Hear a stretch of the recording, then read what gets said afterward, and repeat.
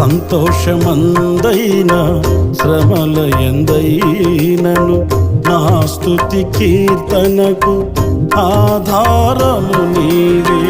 నిత్యమైన మహిమలో నన్ను నిలుపుటకు శుద్ధ సువర్ణముగా నన్ను మార్చుచున్నావు.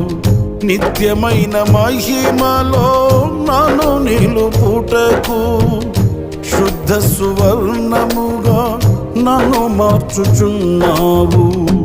ఆరాధ్యుడా యేసయ్యా, నీతో నా అనుబంధం మాధుర్యమే.